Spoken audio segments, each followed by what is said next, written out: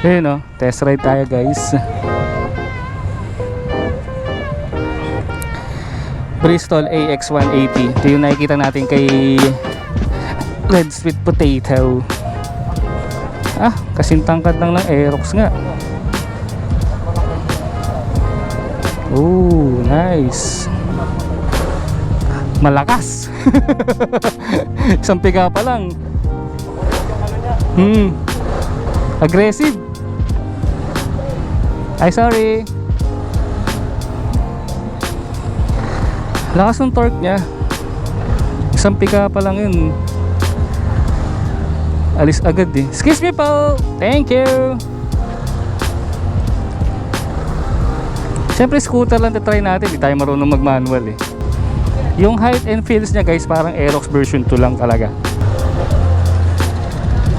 Maninibago ka lang. So, try natin yung Euro mamaya. Lahat ng kamukha ng Aerox na try natin.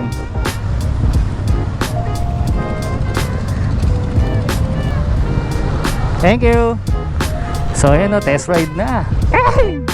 Ang lakas ng torque niya guys. Magugulat ka talaga kapag ka, ano, ang lambot niya. Tapos pagka binigla mo siya ng piga, ang lakas. May chance kang bumalibag. Yun lang yung masasabi ko sa kanya. First impression. Tayo na, sold to pagka nabagsak ko to. Tapos sobrang higpit pa nung brake sa likod. Dito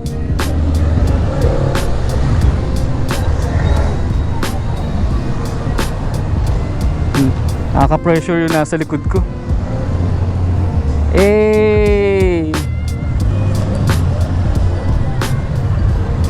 glide lang.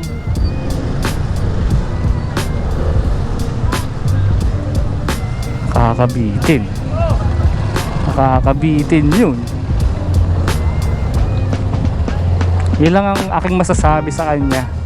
Sobrang lambot nung throttle. Tapos kapag ka binigla mo naman ng piga, ang inaarangkada talaga agad. Oh, lakas ng torque eh. Oh. Ang ina, pag nabalibag to, sold.